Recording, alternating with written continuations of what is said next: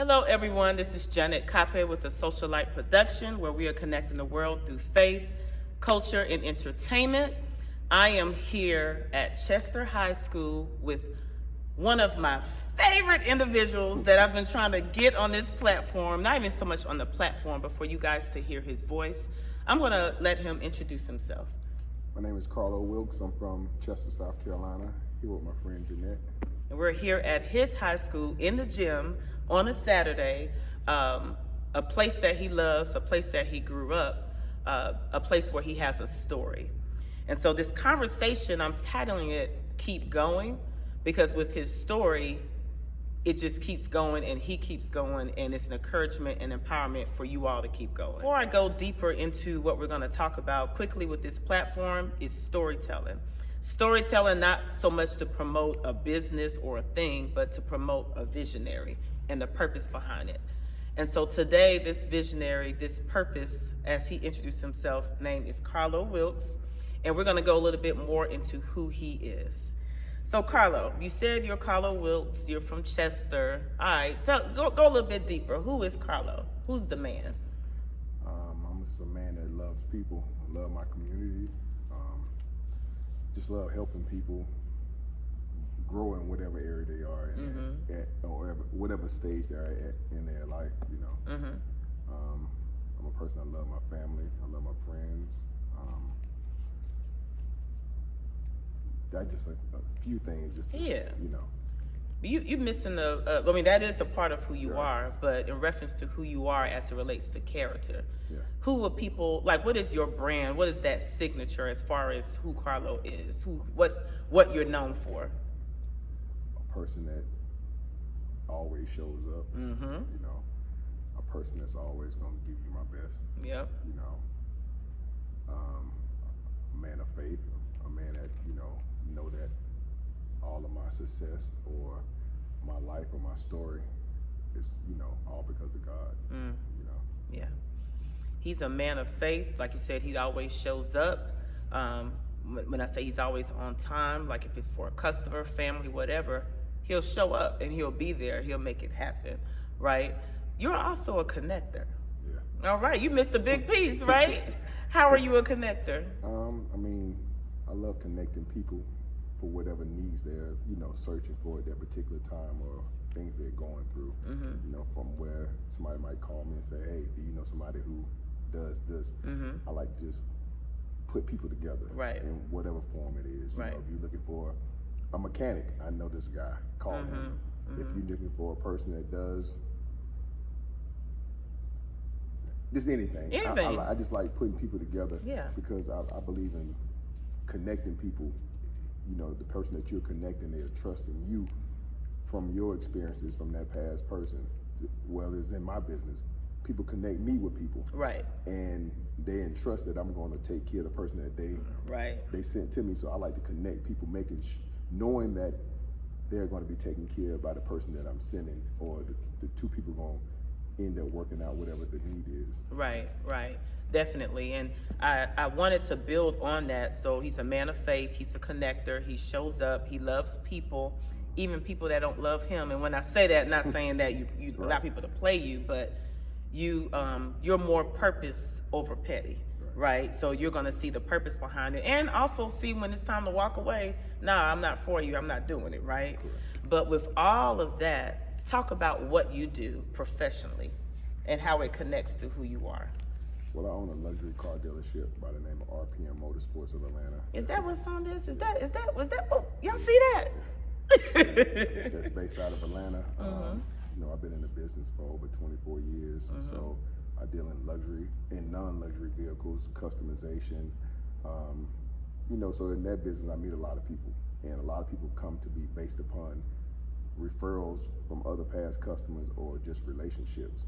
So I take my business serious because I have people that's entrusted in me to buy a big purchase, which is a car, and knowing that they're going to get the best service and the best car that they're looking for at the moment. You know, even you are. Right. And I was going to get to that. Sold you a car, so you know. My community, Chester, is a big supporter. So, you know, that's why I'm here doing the interview today, because I never forgot where I come from. And a lot of my success is based upon people around here. Just to add on that, he sold me a car, but it was more than just selling a car. It was meeting a need. 2017, my mom passed away. And then months later, I lost my car, which I love. And it was kind of like, it was an extension of my grief. And so I know I wanted a Lexus so bad. And not just because it was a Lexus, it was just a particular car that I felt that I needed to have. But I wasn't about to spend ridiculous money for it. I just wasn't. So I was discouraged. Someone connected me to Carlo. I used to see him when he worked at Sports One. We'll get into that. And so I had a conversation with him. I kid you not. I think it was the next day or maybe a day and a half after. It wasn't even a full 2 days. He already had 7 options for me, all within my price range. And when I got the car, it seemed like it was too good to be true. With just everything, the whole experience, it was true. And so, Carlo, you're doing more than connecting people to cars. You're bringing people joy. You're fitting a need. You're healing people. I mean, I know that sounds weird, but it's so much more than that, because it's more than you being a car salesman. It's the spirit that comes with it and intentionality. Talk about how you're intentional. I mean, most people get into business for money, and that's what you're supposed to do, you know. But a lot of times it's just more so I get joy in just the person trusting me to find the car that they want, and I do it, and just to see the excitement and the thankfulness that that person shows, once I ride with their car, So that part gives me joy. The friendship part, I think, from just dealing with people every day. New relationships. I actually sold 3 people cars yesterday, and just the excitement on each person's face was a little different, but all of them were happy. To this morning, I talked to one of the customers, and they're a couple, and they were so pleased with their car. Like, man, we thank you. So I get the joy from that part. And then their daughter bought a car, and she sent me a message, and it was like, thank you for taking care of my parents. So so that part. RPM. What does that stand for? Why did you name your business RPM? Most people don't know that the RPM hand is the hand to the left of the speedometer in the car, which represents revolutions per minute. But when I named it that, it was, I was trying to come up with a name, and that was a different name that, it stood out, because when you're in the car, you see that the RPM hand, no matter what, you looking at it, everybody knows it. They just don't know what it means. Right. And I just stuck Motorsports of Atlanta on the back end of it, And you said Motorsports of Atlanta, so you talk about where you're based out of, even though you travel all over the place. But the actual office dealership is located in Atlanta. Okay. But like I said, we have sold cars in all 50 states before, and we ship to everybody. So you don't have to necessarily be in Atlanta or come to Atlanta. We'll ship the car to your front door. Got you. And so the RPM, what is it? What did you say? Revolutions per minute. Per minute. Is that connected to, obviously that's connected to like the miles per hour, how fast you're going, all of that, exactly. Right? So I'm saying all of that to kind of bridge to this keep going, right? It all connects because, with your story, and we'll get into that, what you chose to do for a living in addition to, other things. How do you measure your speed, how fast you're going, meaning the pace of the journey? How do you measure that? I just take things day by day, I don't never try to speed up the process. I just go as I'm led, from whatever I do. Got you. From helping the homeless man on the side of the street, I'm led by that. You holding up a sign ain't gonna motivate me. I got to be led to say, do this for this person, And once I'm led to do it, I feel no regret in whatever you do with the money or whatever I've helped you with. I know I heard to do what I did, to do what was told to me to do. No, makes a lot of sense. Another part of your business, and even who you are, I can link it to, is you're you're an auto concierge. I can never say that right. Yeah. Is that correct? Yeah, I'm a car dealer, but I'm more so of a concierge because 90% of my customers call me and tell me exactly what it is that they want.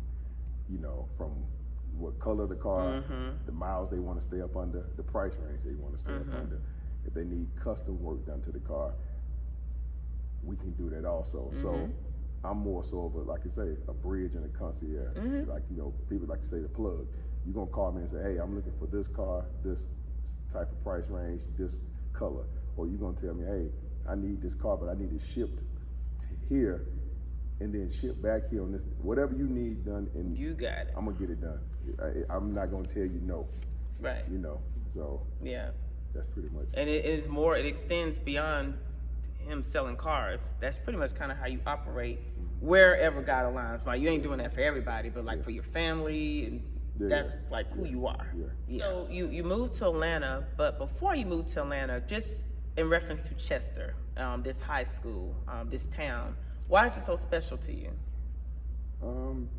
Chester's a small town, so pretty much everybody know everybody, and you kind of grow up with the same people. From like my coming up, if you started kindergarten, them same people gonna be with you through 12th grade. Right. You know, it's not like people moving to different cities or whatnot. Right. So a lot of my friends are people I grew up with from babies, you know, from kindergarten to 12th grade, and then even people that were older than us, we saw those people, we knew those people. Right. So it's like, you know, now, you know, at my age, I know people that I went to school with, and I know their kids. Somebody can be from another state or meet somebody and be like, hey, I know somebody from Chester. 9 times out of 10, you know who that person is. So it's almost like you was raised with family, you know? So that's why I love the community, because even though I live in Atlanta, when I come home, it's grounded. You know, everybody is, you know, and it could be people you might not even have, you might have beef with. Right. You know, somebody in their family where it may not last or be beef for long. It's gonna just be temporary, because some kind of way that person might be your cousin, you know? So that's why I love this community. It's because when you come home, you can go to Walmart and see any and everybody, somebody you hadn't seen in years. Or if you go to a football game on a Friday night, everybody is there. It's family. Yeah. You moved to Atlanta. Talk about that. How was that experience there in a new city? I moved to Atlanta when I was 18. So being that I had traveled there before, you know, just moving there, or had been traveling as a kid, you know, I had my first car when I was 15. So I was going places and seeing things. It was, I wouldn't say it was a bit much, but it was totally different from here, you know, and able to move to a big city like that at 18 years old, not living with your parents, living on your own, making decisions on your own.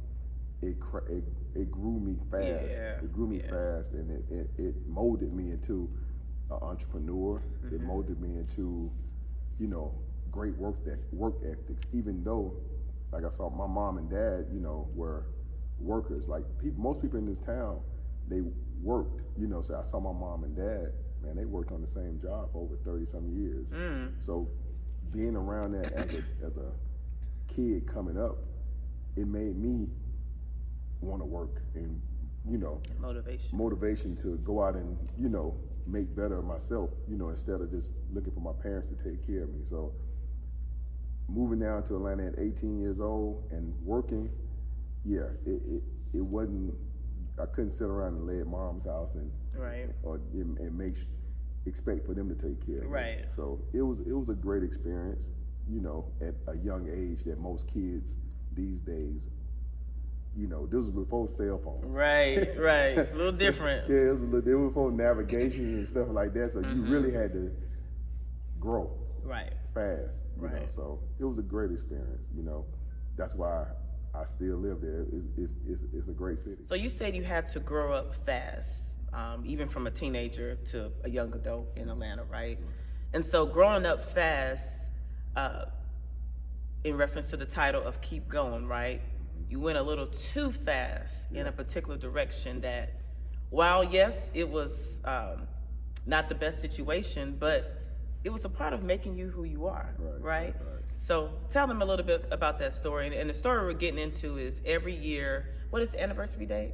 July the 7th. July the 7th, Carlo gives a testimony on social media about his story, what God took him through and redeemed him from, right? And so now, instead of on social media telling it by, typing, he's going to tell it by speaking. Yeah. So, I mean, like I said, I was raised here in Chester, and I would say I was a great kid. I was not the perfect kid, but I was a great kid. Never got in trouble. My mom and them taught me right from wrong. Graduated in '97, and I had a car, I had a motorcycle in high school. But I worked, to get those things. But as a kid, we all do things that we shouldn't do. You just hope that you don't get caught. And I've done things in my life that I'm not pleased with. But my mom used to always tell me, if you're doing something in the dark, it's gonna come to the light. And I ain't doing nothing. And I moved to Atlanta and worked and met some people, and opportunities came up. Opportunities came up. I'm not gonna get caught doing this, because you don't feel like what you're doing, you're not per se doing it. Somebody else is doing it, but you don't feel like, and a lot of kids don't feel like, or people don't feel like, if I ain't doing it per se myself, I can't get in no trouble. Wrong. So got with some people who were doing some things, and other people got in trouble that in turn set up some individuals and me. And we didn't know that this individual was setting up another friend of mine. She was this girl, she got in some trouble, and she was setting up another individual of mine. And I was around that person. We was around each other every day. So not knowing that you're being watched by the FBI, the day that the bus was supposed to go down, I happened to not be there. And the individual had told the girl, like on that Friday, hey, on Monday, we don't need to meet. We're going to just meet over here at this particular place. Well, that Monday came, she insisted to another friend of mine that we should meet over here at this other place. And they were happening to come get me that morning, but got detoured to go meet her. And it was a setup. I wasn't there, didn't get locked up, but I'm thinking, they ain't catching me do nothing. I wasn't there, not knowing they had been watching us for 3-4 months, and seeing everything. And I was always raised with, you didn't get in no trouble. If you didn't get caught doing it, you can't get locked up. Or if this is your first time ever being in trouble, you just get probation, which was my very first time ever being in trouble. I had never had a speeding ticket before, never been locked up, And when it happened, I'm thinking, oh, like anything else, I get probation if anything, because I ain't never been in trouble, or I'm gonna get off. I was wrong. I was wrong. So the week that it happened, I ended up just going on, not on the run, but just I was not at home because I didn't know what to think. And I didn't want to come home to Chester and bring the trouble around my family, so I kind of just dealt with it by myself. I kind of told my mom and them, no, that first week I didn't even tell my mom. I just kind of just stayed in Atlanta, sheltered, not knowing what's going to happen. And that particular time, I think I was 22 years old, so clueless to, anything that big. And the FBI called my phone my house phone that Friday. I go home and I check the voicemail. It's like, hey, this is the FBI, Sergeant Raza, that was his name. Calling you, we got your friends locked up. You need to come down here and see, talk to us. So I went and got a lawyer, because at that point, that's all I knew. Go get a lawyer if you're in trouble, So I got a lawyer. My lawyer contacted them, and at that particular time, they didn't have an indictment on me. They were just pretty much trying to see if I was going to tell on anybody else. So a month after that happened, it's like June the 4th, 2001. So now it's like July the 6th, 2001. I was headed to a family reunion, and I went to the car wash to get my car washed. And when I came back home, whole house was turned upside down. They came and raided my house. So I go to the leasing office, because I noticed it wasn't like that an hour ago. So I go to the leasing office, and when I go to the leasing office, the FBI is in the leasing office, and they locked me up. And I didn't make it to the family reunion, of course. So at that particular time, I stayed in jail for the weekend, and it was just that weekend I just kept hearing God say, you know, go see this particular person. Go see this particular person.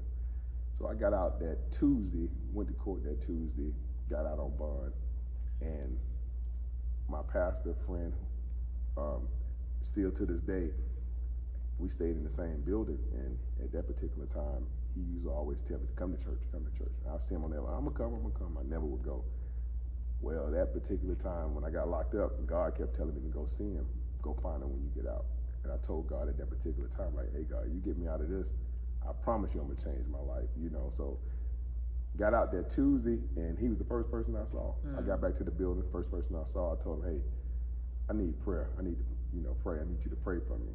He prayed for me, and that was July the 16th, 2001. I went to church that night, and to this day, I'm still going to church with him, still my pastor. Love him, so. Who is this mysterious friend you're talking about? His name is Mason Betha, but a lot of y'all would know him as Mace. Yeah. And what's special about that is it's the life he lived, and this is not about him, but this is just bridging it. We saw one thing on camera through his music, but he was doing a whole nother ministry behind the scenes that he didn't talk about. Oh yeah, still to this day. Yeah, that's special. That is special. Yeah, still to this day, like, a lot of people don't know, how powerful he is. Like, and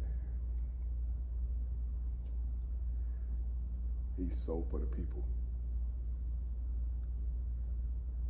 He started the ministry back in 2001, and to this day, he's at church every Sunday, no matter what his outside business, affairs are. Sunday morning, he's in church. His thing is, no matter what God has me to do, my commitment is being here. And what I love about him is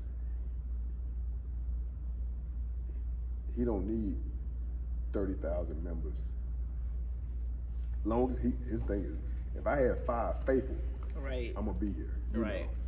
Even when I was locked up, he was there through the whole process. When I, went to church that first time, I told him my whole situation. Hey man, I just got locked up, just got out. God led me to find you. All the times you invited me to church, and I didn't come. I'm here now. And I was out a year and a half before I actually had to turn myself in. Right.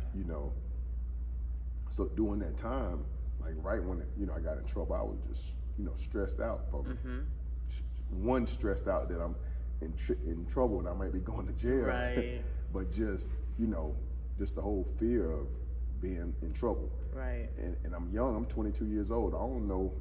I'm by myself. My family here. I'm in Atlanta, and I'm just dealing with it on my own. And as soon as it happened, I didn't eat for a week, like just stressed, didn't eat. So me not eating for a week, I ended up stressing my colon. Colon got infected just from not eating and just stress.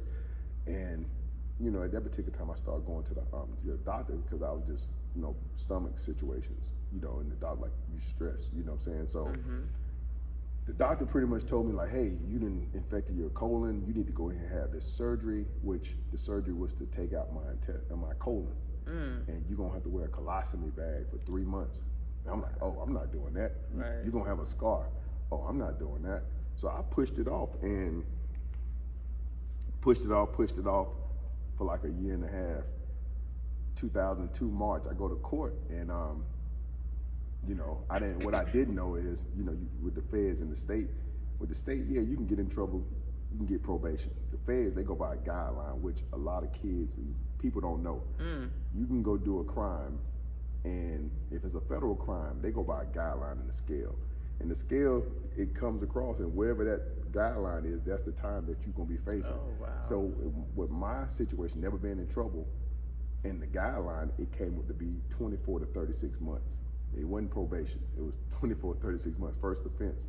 So my faith was so, I'm like, I'm getting probation. God's still gonna give me probation. So I went to court, and the judge was like, you know, I had like 50 people at court with me, like some Georgia senators that I had met between that time, you know, and the judge was like, I remember him saying, he was like, you know, you got all these people in here, and I hope after you get out, like you still getting locked up, but that's okay. Yeah, he was like, I hope after you get out of doing these 24 months, you get out and continue on the same path. I'm like, 24 months, and I remember it being like just a pause, like I got to go do 24 months, like 2 years of all, like, you know, just thinking like how long 2 years is. Right. So I left court that day, and with the feds, you know, being I had never been in trouble before, they let you, you know, go home, and they'll let you know when to turn yourself in. So I remember going home, and for that next 30 days, you wait on a letter to come in the mail to tell you where you turn yourself in. Wow. So I remember when that letter came in the mail, I had told my lawyer, I said, hey man, I got to have this surgery. Because I'm thinking to myself, I ain't trying to go to jail in the summertime. It was like May. I ain't trying to go to jail in the summer. So I got to have this surgery. And being that the surgery was so severe, they didn't want to pay for the surgery. So they let me stay out to have the surgery. So I had the surgery, and I had to have the first surgery. It was 2-part surgery. I had to have the first surgery in like June of 2001. And so I had the surgery, and I remember waking up in the hospital, and I got 30 staples and a colostomy bag on me. And that was the most humbling thing in my life, you know, because some people have to wear that bag for life. Right. And I had to only wear it for 3 months, but I remember, you know, waking up with it on. And if anybody out there that's watching this video, if you know somebody with a colostomy bag, or if you have a colostomy bag, you know what I'm talking about. When you eat, anything you eat, it runs out you into the bag instantly, right? So you have to pretty much monitor when you eat. You can't eat so many hours before you go to sleep, because that bag gonna fill up. Right. So I remember waking up in the hospital, and that bag had filled up, and I'm in the bed, and fell asleep, and it's hot. I wake up and the bag filled, and I just got emotional. And my mom said, boy, you lucky. Some people wear this bag for life. You only have to wear it for 3 months. Right. I wear it for 3 months. I go back, have the reversal surgery. It's like August at this time. I'm feeling like I ain't even got to go to jail. I'm like, God gonna free me from this situation. It's gonna be a miracle about to happen. My faith so high.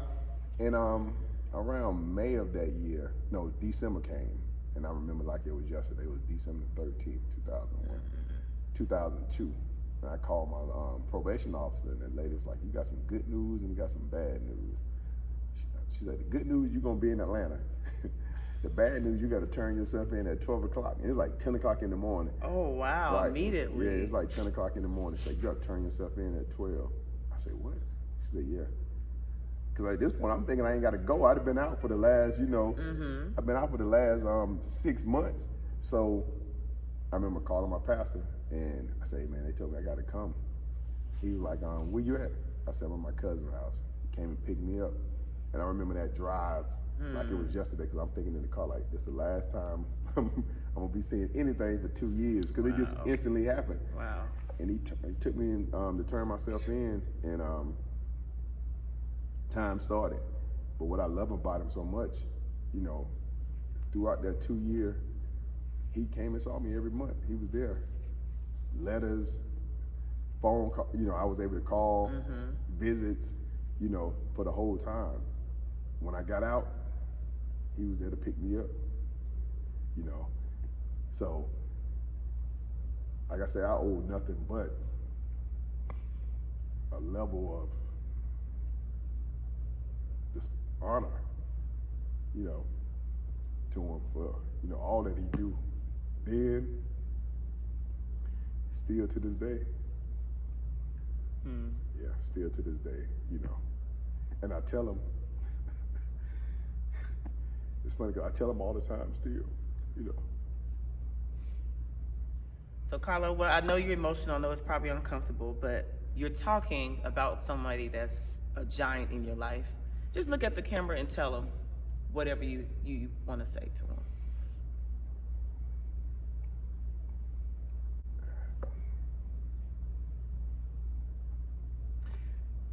You know, I always call you Pastor.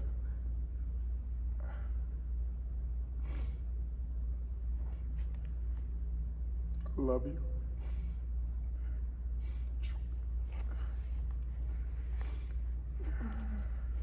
Truly love you. And excuse my emotionalness, but I love you for all you do, for all the things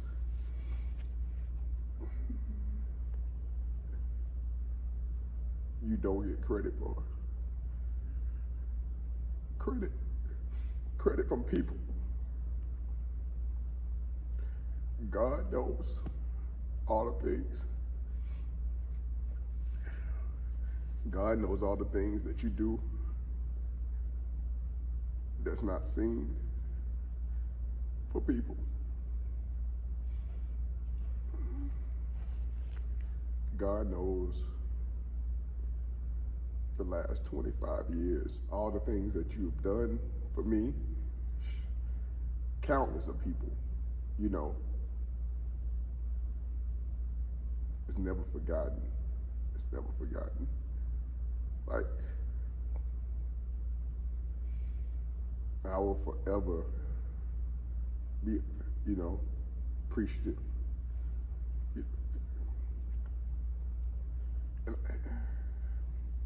And I know you know it, you know, but I just want to tell you, thank you. Thank you. Just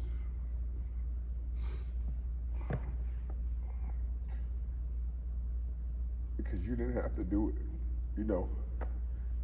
You didn't have to come visit. You didn't have to pick me up. You didn't have to take me there. But you did. And that was 20 years ago, 21 years ago, 22 years ago. And you still the same person to this day. Haven't changed a bit. And like I always tell you, I just want the world to know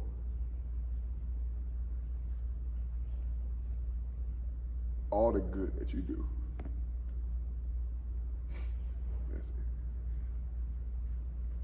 So the emotion is a testament for you just being grateful. And I love the emotion as well because as you can see, Carlo is cool. He's dope. He's always cool. Always cool, right? But you can be cool and still cry. Crying doesn't show like weakness. Crying shows that's just your heart bleeding, whether good or bad. In this case, it's gratitude, right? Real quick before we veer off into after incarceration, what are a couple of things that being grounded is what I like to say did for you in your mindset? I mean, looking back on it now,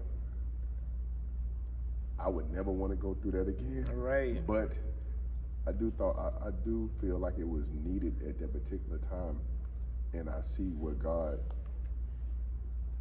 the reason he did it, because like I said, I had never been in no trouble before. You know, I didn't get the one and done or the 2 or 3 mistakes and then get it right. Right. My first trouble was big trouble. Right. You know what I'm saying? So it was like, God was like, nah, we're gonna get you out the way now. Right. So I'm glad he done it. He did what he did when he did it because it made me who I am today. To go through that at a young age, it forced me to grow up even faster. And, you know, when I got out, it was just focus. Right. You know, I knew what I couldn't do because I didn't want to go back through doing that again. And that's a lot of times where people, they go through small things. They go through small troubles and they keep doing things to it. Some big trouble. You got 15, 20 years now. Because you didn't got slaps on the hand. Instead of you being a whooping from the beginning. Right. As I would call it. I got a whooping from the beginning. I didn't get slaps. Right. But it taught me not to, one, gamble with my life. Right. That's what people do. They gamble with their life. You know what you're doing. And I don't knock people for what they do because at the end of the day, you have to deal with the consequences. Right. But you gambling with your life. You going out doing whatever you do for some money that's temporary. you know, and when you break it down over the time you get, it don't really equal out, you know. So I took a gamble with my life at a young age. I had to deal with consequences, and I remember God telling me when it happened, like, you broke the laws of the land, you got to go deal with it. Because I'm like, God, like, you can, why I got to go? And he's like, you broke the laws of the land, you got to go deal with the consequences. But you know, the testament was, you cried to me while going through. Are you still gonna be with me when you get out? And you know that part. And that's what a lot of people do. They get in trouble. They, oh God, you know, pray and you know, do all the things.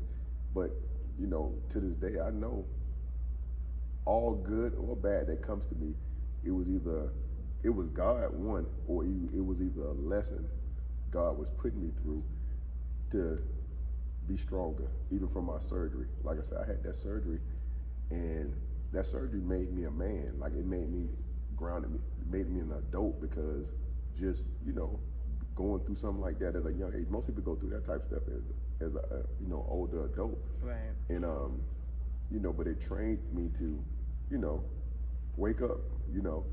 And even when I got out, you know, to this day, I still not deal with major complications, but you know, having your colon removed is certain things that, you know, that's not normal, you know. But you know, 20 years, you know, passed by, and I'm out business, you know. Even with business stuff, to this day, you know, my incarceration molded me into this. Right. It, you know, me having a love for people now, all that stems from that. So I knew it was, you know, something God wanted me to go through to make me who I am today.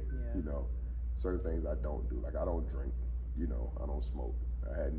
The last time I had a drink, and I'd never been drunk before, but the last time I had a drink was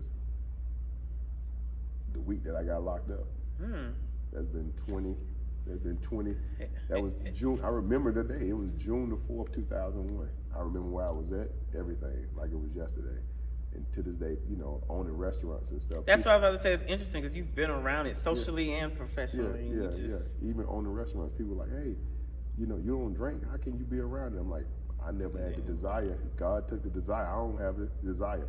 I've thought a couple of times, like, wonder what Ciroc tastes like, because so many people in certain drinks, people drink, right? But I never been peer pressure. People try to peer pressure me just to see, man, just try it and see. You ain't gonna. I'm like, bro, nah. I don't want it. It's okay. Yeah, I'm good. And I don't condemn people who do. Of course. Yeah, like, I don't judge people, you know, who do it. It just it ain't me.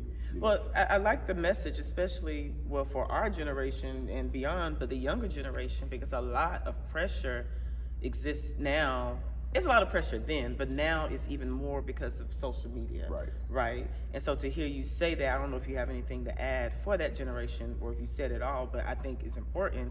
Know who you are. Right. Pretty much what you didn't say is know who you are, know your why, and be comfortable who you are. Yeah, sitting in there. Yeah. I mean, I can't say I don't enjoy social media. Of course. Because social media fuels my business and what I do. But I hate the negative part of it, where people trying to impress people, where people want to be things, all because of images that they see on social media. You know, so you know, you just have to be who you are and live in that. Yeah. And just to bridge it real quick, so we won't be here for 5 hours, right? Because there's so much to go into. But speaking about that younger generation, I always think about your nephew, and you've shared, and that's the beauty of social media. We get to see people's lives, what they want to share, and the beauty of seeing him from a baby to now a young man, even the influence with the African culture, you know, that video, seeing him. I just love it. What is special about your nephew, and how have you used your life to make sure that, not so much that you're guarding him, but you're mentoring him intentionally?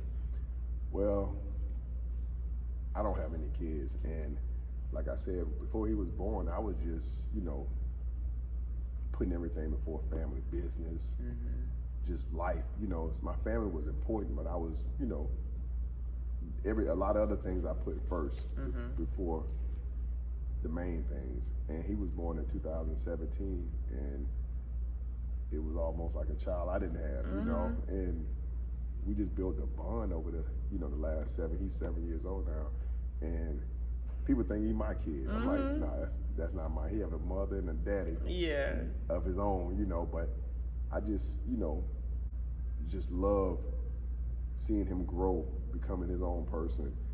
And, I try to have him, I have him with me all the time. People always seeing him, but it's just to show him like the right from wrongs, and trying to show him a better life at a younger age, so he don't have to go through certain things when he grow up, or be peer pressured by other kids. Like, my family is so, now I ain't gonna say they not strict on him, but he's good in sports, but the books gonna come first. You know what I'm saying? Yeah, like, he's super smart kid, he an athletic kid. I mean, he's, like I said, the one thing that grounded me. When he was born, like, I started putting family first. God first, but then it was family. It was business, and everything else came after all of that. Yeah, so I love the kid, man. Since we're talking about family, any other family members you want to touch on? I know, it's hard to do that because you got to call everybody's name, right? But you talk a lot about your mom, you speak about your sister, you speak about your nephew. Is there anything you want to say in addition to what you've already said? No, I mean, pretty much like I say, everybody know I love my family. My mom, my dad, my sister, my nephew, just my overall family, cousins, whether I tell them or not, I do, they all play a special part in my heart, Let me stop you real quick. Yeah. So just like we did with Mr. Mason, I want you to look in the camera and tell your family as a whole what they mean to you. I mean, mom, dad, my sister Tiara, my dad, my cousins, everybody, all of y'all mean so much to me, I believe in family, regardless if you're a first cousin, a second cousin, or a third, I believe in just, friendships, even my friends. I thank all my friends, even the ones that I don't talk to all the time, they know who they are, I love all of them, they all my community. I mean, not to sound shallow, but I love everybody in my community, and they are a major support of my business, major, and I even got a billboard up around the corner that said, thank you to the community, for, always believing in me. I even had somebody say, like, man, why you do that post every year? Every year, not from here. I got you. It's needed. Yeah, why you do that post every year? I said, bro, you just don't know how many people inbox me from that post. People going through a situation, people who have went through a situation and just now they don't know where to go. Right. Like I said, if it wasn't from God, my pastor, like when I got out of jail, I had a job at the church. As soon as I came home, my pastor gave me a job at the church. Like, you ain't got to go look for a job. You got a job here. And while I was in the halfway house, so I didn't have to, it wasn't no struggling moments when I got out. I need to find a job, or, because that'd be most people's problem. When they get out, they looking for work. And, a lot of jobs not hiring people that's a convicted felon. So after trying and you can't get a job, and social media these days with all the, image and making people feel like they got to be more than what they are, whatever they at, it make them go back to doing whatever they did before. Right. That's why a lot, it's people like, it's always a repeat, because it's no guidance when people get out. Right. It's nobody lending a helping hand, like, hey, you can come work for me, and giving them that second chance. Right. Because they always think, oh, they're a felon, or they've been in trouble for it. People change, Yeah. I'm an example of it. I got in that trouble that once. I hadn't had a speeding ticket. Right. And you be speeding up and down Atlanta Road. I drive. Dropping cars. I drive down Atlanta 85 every week. 85 is what I'm doing. And I hadn't had nothing more than, I hadn't had a speeding ticket since I've been out. And I've been out 20 years. I hadn't had a speeding ticket. So people can change. Sometimes people just need family guidance and support, friend support, people support, community support, That's where it all starts at, So don't get me wrong, I love my people in Atlanta, but my people here, of course, different.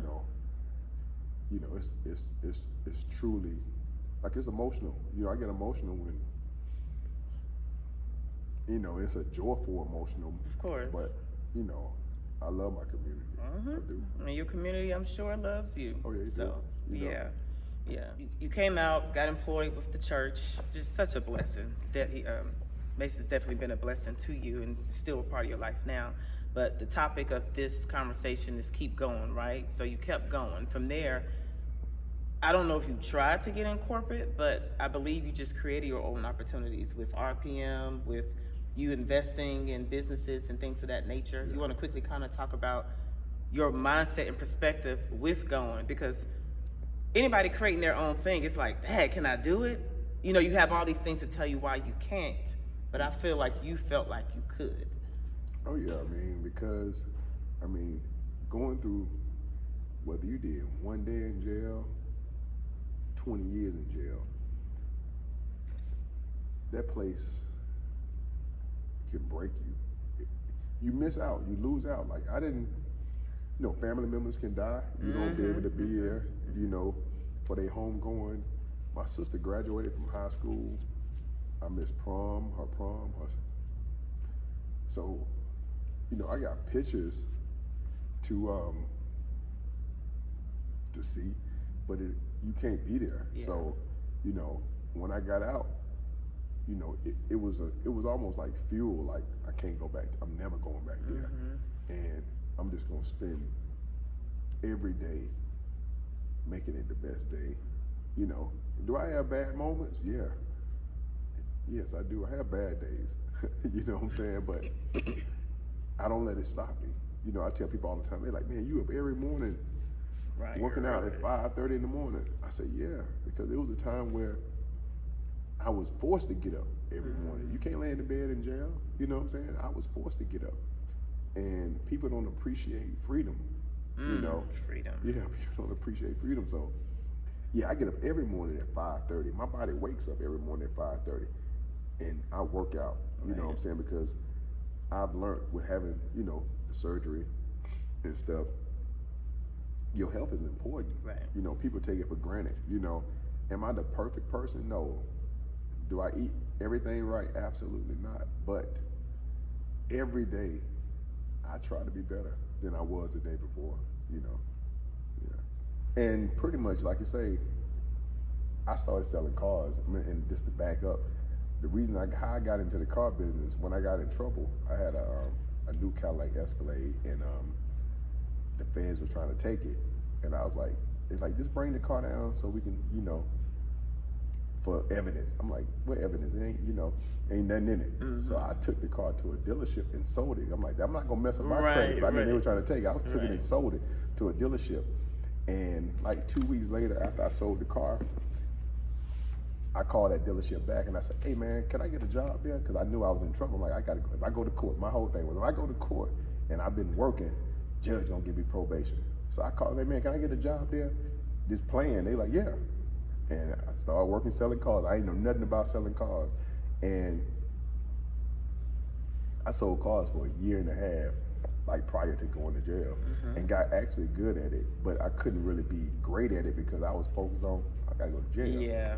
So when I went in, I had built these relationships with people in the car business and just customers over the year and a half. So when I went in, I met a guy, and he was getting out.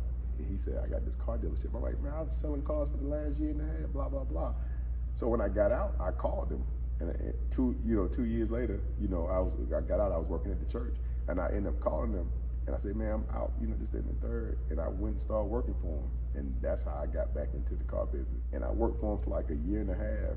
And some things happened, and God had been telling me that whole time, like, do this on your own. You can do this on your own. I'm like, nah, I don't want no overhead. I don't want. Right. I'm good. You know, you can do this on your own. And some things happened where I was kind of forced into doing it, and I just stepped out on faith.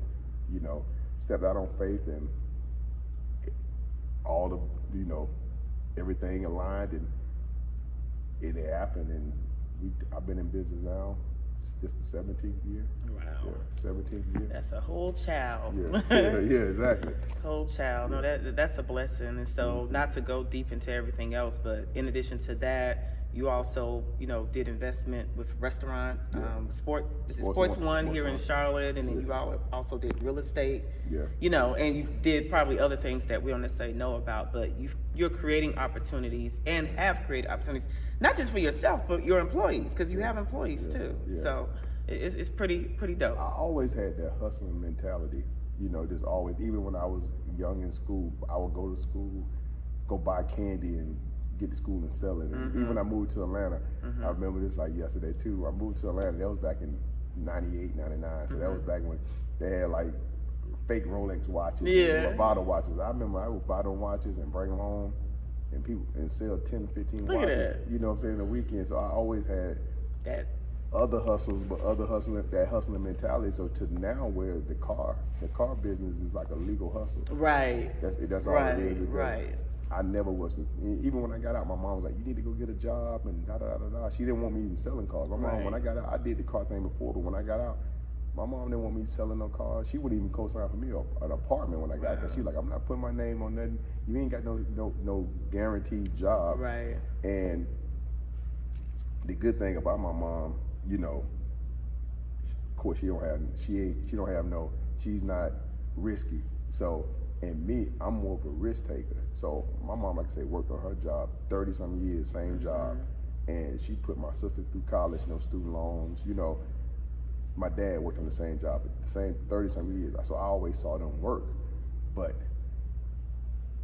you can tell my mom to this day, you can get $10,000 taking a risk doing this job, or you can get $1,500 guaranteed going to work. You know she gonna take the $1,500. Right. And that just, but her credit good. Credit 800. You know, she ain't never co-signed for me for nothing. Now my dad on the other hand, credit good, but I can call him now and say I need some co-sign. He gonna do it. Yeah. You know, because she just ain't gonna mess up her credit. She ain't taking no risk.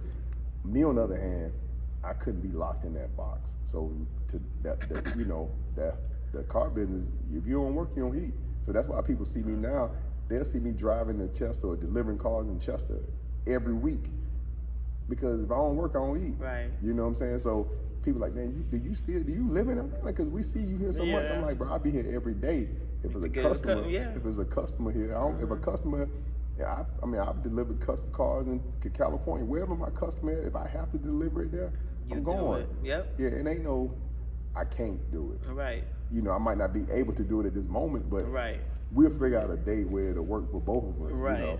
So yeah, I love it. I love what I do. Like I say, I love the where it's no. I love not having a limitation. That's the thing. People have limitations on them sometimes, and sometimes life is so much bigger on the other end. People are not afraid to step out on faith. You know. How did you like the restaurant industry as compared to the sales, the car sales industry? The restaurant business is risky. It's risky. Yeah. You know, I love, like I said, we opened up Sports One in Charlotte back in 2014. And I'm, you know, sometimes looking back, how hard the restaurant business is. We stayed open 8 years. Yeah. But I built so many relationships. That part. You know, because I met you through there. Yeah. I mean, Charlotte is home. I'm only 40 minutes from Charlotte. So had we not opened up the restaurant there, even though I'm from this area, it's a lot of people I would have met. Right. That restaurant bridged so many relationships with me and other people and other people, even other restaurants in Charlotte now that's open. We're open, you know, off of Sports One, you know. So it's just a hard business. That with the car business, it's like a customer want a car, I'm selling a car, that's my product. In the restaurant business, every day you putting, it's something. Whether it's food you buying every day, it's alcohol you buying every day, is You're dealing with multiple people every day, customers, employees. You know, you're dealing with employees that got motives, stealing. You know, you're dealing with this. It's so many variables, and and you know, I commend anybody who say they want to get in the restaurant business. Make sure you heard from God saying get in the restaurant business. right. Every day you're gonna be tested. You know, and don't jump into that business just because you think you can cook. Don't do that. You know, a lot of people. I had a friend of mine. Man, I'm gonna open up a restaurant because I'm selling plates, and bro, keep selling plates. don't try to sell plates don't try to sell plates in a restaurant. Stay selling plates out of your house because you get in that restaurant business, bro. Every day, bro, you spending money. And one thing about the restaurant business, the difference is in the car business.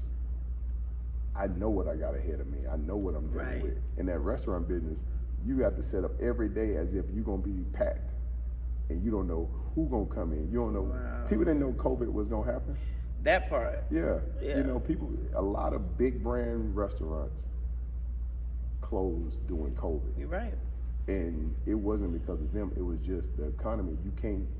I mean, nothing you can do. In the restaurant business, you got to be creative because every day is somebody else that's gonna take things that you started, and now people always want the new thing. They want to try the new restaurant. So them loyal customers that you think you always gonna have, as soon as the person opened up next door down the block that took some of your ideas, them people gonna be right down the block, experiencing. That's how it is, something to do. Yeah, that's what it is. So, but I wouldn't take nothing back from the restaurant business because I love the people in Charlotte, the surrounding areas that I met because a lot of the people that I met in the restaurant business bought cars. Right. That's a whole. I had a whole. That's how I got for my car. Like I've sold a ton of people that I've met in the restaurant business because it's all you meeting people and you building relationships. Right. And in any business that you do, it's relationships. Right. And if anybody, you can ask anybody who know me, they know I deal with cars. I don't care who they are because that's what I promote daily. Me and my personal life don't even really matter. Right. But you know that what I do, and I'm good at what I do. You know what I'm saying? So, yeah, I wouldn't take nothing back from it. You know, especially all the relationships. Right. No, that's beautiful. I just wanted to touch on your career just real quick because, again, just seeing you behind the scenes and seeing the consistency from day one, I'm like, oh no, Carlo's different. Carlo is different. So. Yeah. Even his name is different. I first used to call him Carlos. No, it's Carlo, no S. Right. You know, he's just different. And the funny thing about the first three letters of my name is Car. You know what I'm saying? So who knows? This could have been. Right. Yeah. I didn't even think of that. Yeah. Right. It's dope. Yeah. RPM. Yeah. All right. Triggers. Are you triggered from your past? Are you forgiven of your past? Talk about that. How do you deal with that? If you even deal with it. Honestly, I mean, I don't have a whole bunch of friends. So, you know, I don't keep a lot of people around me. So most people you see me around are people that have been in my life from a kid or his family. A few people that I've met that I call my friends now are people I've really, you know, met over the last couple of years. And it's a handful of them that I can call like, that's a friend, you know what I'm saying? But no, I don't have no triggers. I mean, I have no regrets of what I did in the past. Okay, good. I don't care what people think about me. Good. I don't care if you judge me. None of that matters to me, you know, because at the end of the day, I'm only concerned about the people that I love and the people who love me. So a person on the street that don't know me and they making a comment or an assumption about me, I don't care. You know, that's on you. You know, I had a customer recently. It's not good.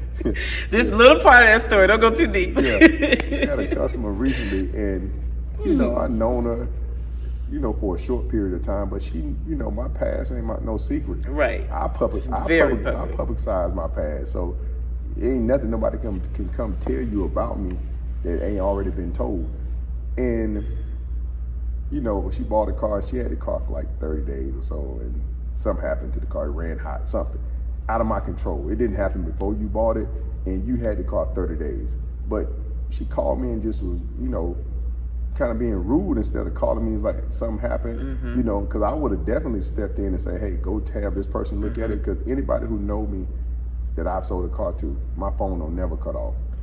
You can call me whether it's something that happened to your car that you did or something that was out of my control. I'm always going to answer the phone, always going to try to help. That's the most important, because my name at the end of the day, my name is, keeping my name clean is more important than if I have to spend out some money to help you. Right. Now, I ain't gonna let you use me for something that ain't out of my control or something you done, but if it's something I can help, I'm gonna help. But she called me and was being rude, and I'm like, if you would have came at me a little different, you know, but it wasn't until she said, I should have known when I bought a car from somebody who'd been locked up. What? I'm like, you throwing that at me? Matter of fact, on that note, don't call me no more. And she thought I was joking. She tried to clean it up and apologize, but it was too late at that point. Yeah. You know, and I stood on that. Don't call me no more. Right. Your business ain't no longer accepted. Right. You know, because don't throw my past up. My past, that person there, even when a bad person, I made a mistake. Right. So 20-year-old mistake ain't gonna, I'm not gonna be still being accounted for and judged 20 years later. And I ask that because a lot of people are triggered from their past, even if they don't feel guilty or forgiving themselves. Comments like that can bring a trigger. Oh, yeah. But what's the name of this topic, conversation? Keep going. You keep going. You're not going to let it stop you. So now we're about to just do, like, we're towards the close of this, right? I'm just going to ask you a series of questions.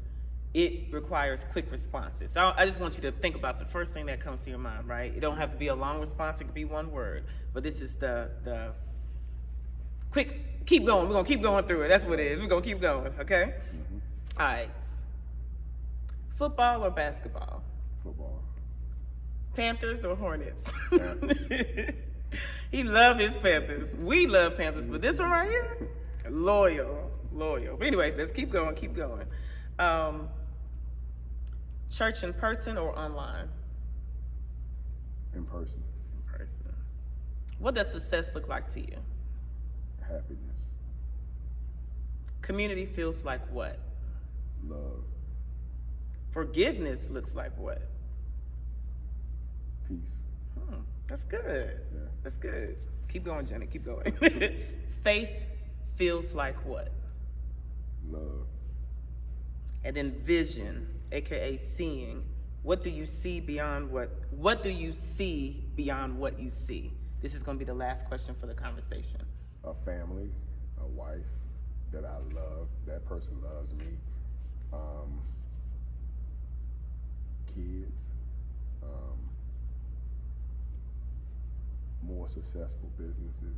You know, like I say, me and a cousin of mine, we started building houses in the community like in 2018, and you know, we working on something real big right now. So I see in that being real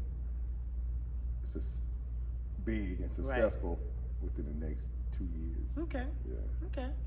Well, so much more we can talk about, but at the end of the day, I think you guys got the gist of who Carlo is. Yeah. Right. Yeah. So let the people know how they can reach you or your business or whatever you want to put out there. My business is RPM Motorsports of Atlanta. I can be reached on Facebook my Facebook name is Carlo Wilkes. That's Carlo.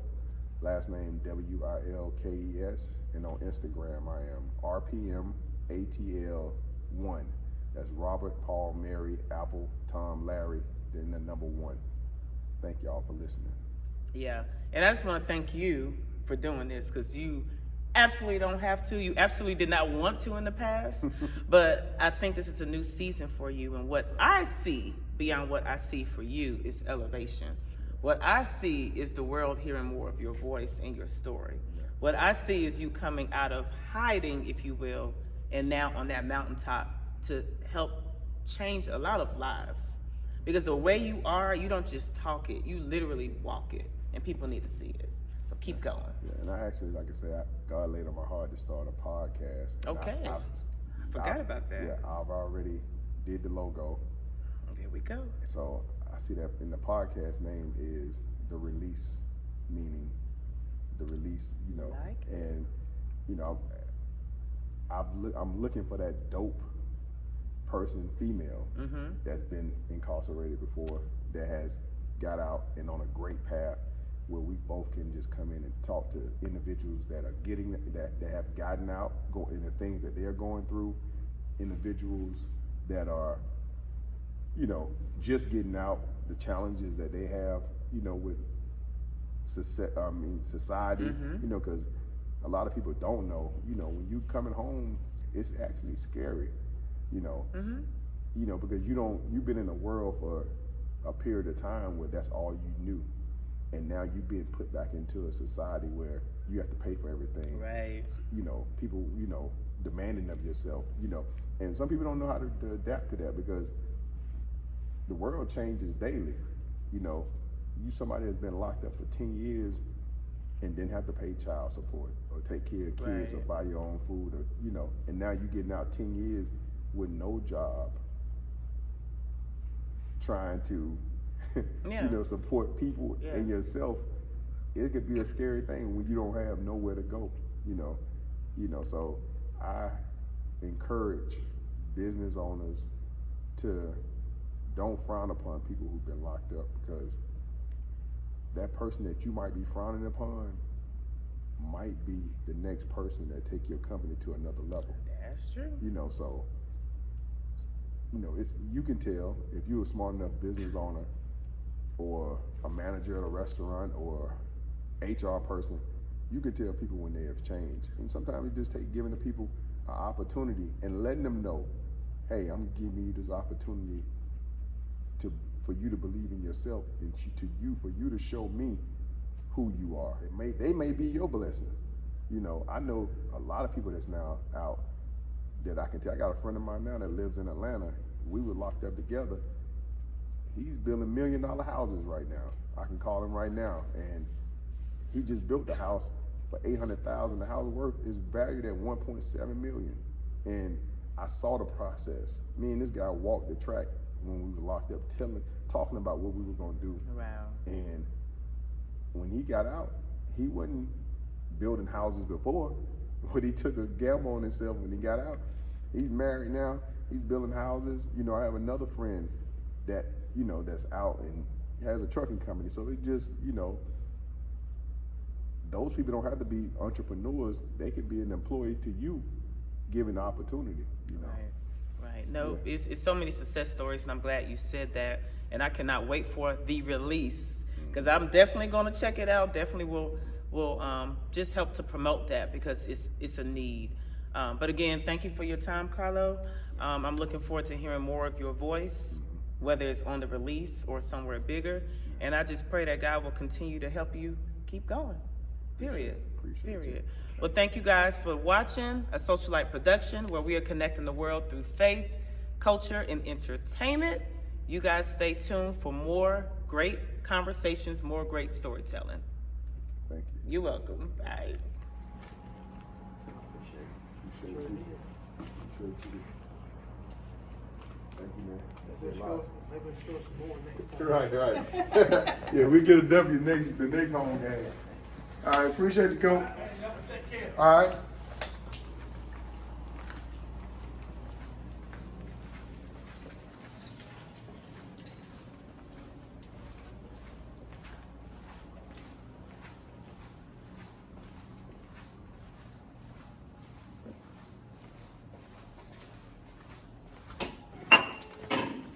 Yeah, we got the RPM Motorsports of Atlanta logo on the 50-yard line of the football field. I even still got a Chester driver's license. I never changed nothing. Forever grounded in Chester. You can see it.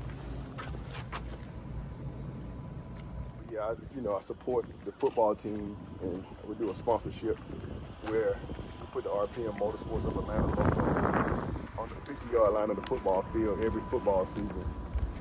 And after every touchdown, that touchdown is sponsored by RPM Motorsports of Atlanta. Sponsor means support of all the Chester sports. That's it. No, I don't want to even go because this is the main strip. It don't matter. This trip go all the way back to Charlotte. I want to go over there. Let's cross the street. You gonna be recording me walking across? Don't do all that. Okay.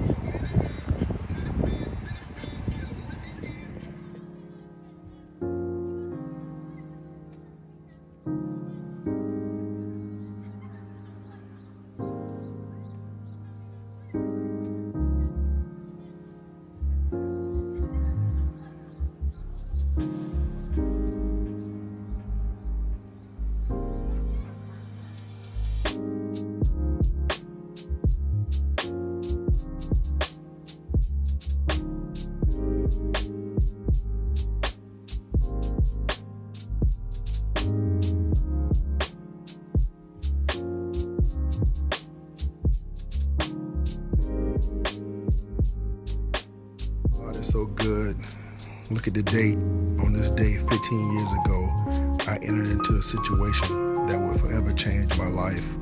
Never be ashamed of your past. Always try to help others.